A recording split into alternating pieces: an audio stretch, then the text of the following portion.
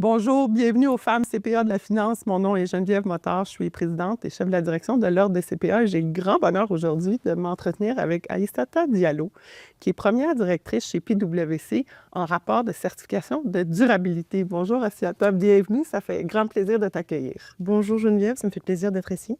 Alors, parle-nous un peu de toi. On me dit que tu es une passionnée de la durabilité, mais aussi des mines. C'est vraiment une combinaison particulière pour une CPA, alors j'ai bien hâte de t'entendre. Oui, alors en effet, je travaille justement en durabilité à PwC et j'aime beaucoup tout ce qui est les mines. Je fais partie du comité de Women in Mining à Montréal où on veut justement promouvoir le fait qu'il y ait plus de femmes dans les positions dans le domaine minier. Et la durabilité, ça permet d'amener du contexte à certaines informations. Donc je trouve qu'ensemble, ça marche bien. Donc, on dit le Women Empowerment, hein? C'est une cause qui te tient beaucoup à cœur. Je trouve que c'est important justement d'avoir des femmes à différentes positions assez hautes et qui est pas, et surtout dans le monde minier, c'est un milieu qui est vraiment très masculin, c'est connu. Donc, pour que les femmes se sentent bien et qu'elles puissent avancer à des postes dans ce domaine-là. Alors, parle-nous un petit peu de ton parcours, des étapes que tu as cheminées et comment tu t'es rendue aujourd'hui, où est-ce que tu es chez PwC? Alors, quand j'ai commencé, si je commence par rapport à mon parcours scolaire, donc moi j'ai étudié à HEC, j'ai commencé à HEC, je ne savais pas vraiment ce que je voulais faire, mais finalement je me suis retrouvée en comptabilité, ce qui n'était pas prévu. Puis pour la petite anecdote, mon père aussi est expert comptable, ce qui est un peu équivalent à CPA ici, en Mauritanie, en Afrique, et lui il me disait qu'il était médecin des entreprises. Je me suis toujours posé la question, qu'est-ce que ça voulait dire? C'est ça. Mais je me disais, j'ai pas envie de faire comme papa. Puis finalement, en faisant mes cours d'HEC qui m'intéressaient, parce qu'il y avait un programme trilingue, français, anglais, espagnol. Donc quand j'ai commencé, c'est la comptabilité. Je suis allée, j'ai comme eu une piqûre à la comptabilité. Tu es tombée en amour avec la comptabilité. Je dis tout le temps que c'est possible. C'est ça, je suis tombée en amour avec la comptabilité. Puis après avoir fait justement mon baccalauréat, mon DVSS CPA, j'ai commencé à travailler en audit financier.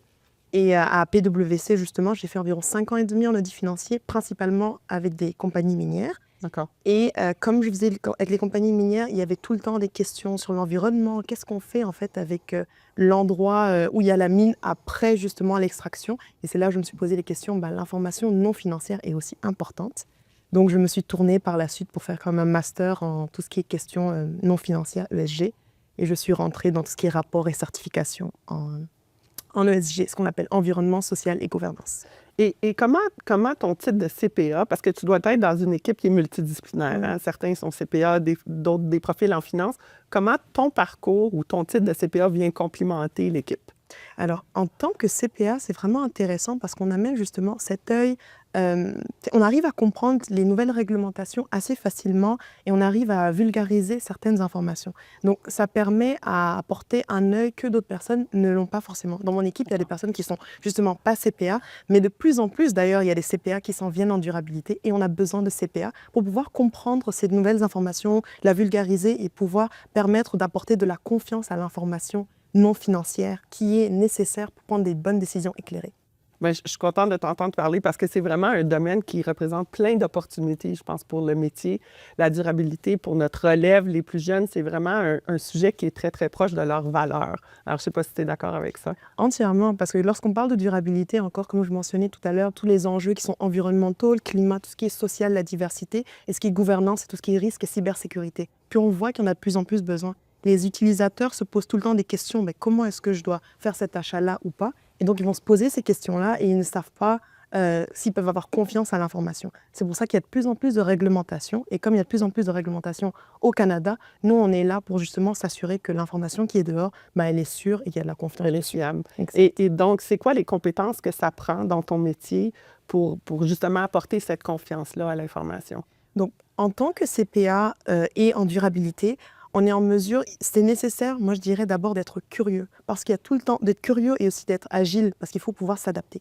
Il y a tout le temps de nouvelles réglementations, de nouvelles informations. Puis moi, dans mon cas, comme je travaille dans un cabinet d'audit, on a plusieurs clients différents, donc il faut que je puisse m'adapter.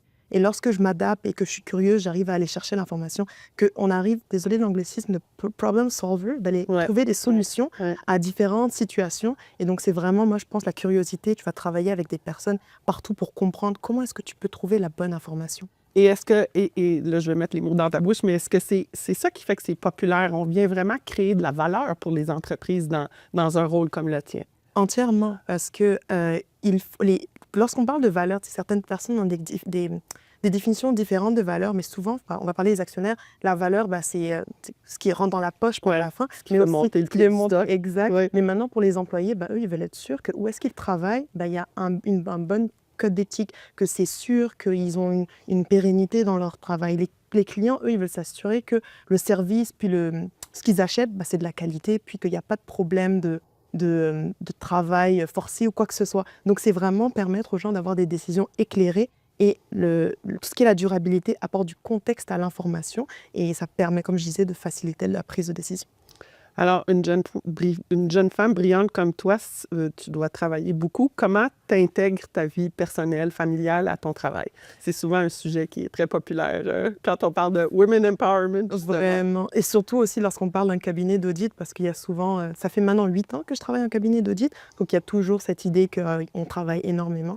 Et moi, ce que j'aime, que ce soit justement en tant que CPA et autres, c'est qu'il y a beaucoup de flexibilité, parce que comme on travaille justement en équipe, on est en mesure, il y a des périodes où il y a des personnes de mon équipe qui vont prendre le dessus. Donc, on va vraiment toujours travailler en équipe et s'assurer de mettre... c'est toujours difficile en général, mais de mettre des limites. Mais il faut vraiment le communiquer. Puis moi, je pense que c'est toujours la communication, aller chercher la flexibilité et le travail en équipe qui me permet justement d'intégrer. Je dirais, t'en as dit balancer. C'est ça, mais en réalité, intégrer, oui. C'est un meilleur mot.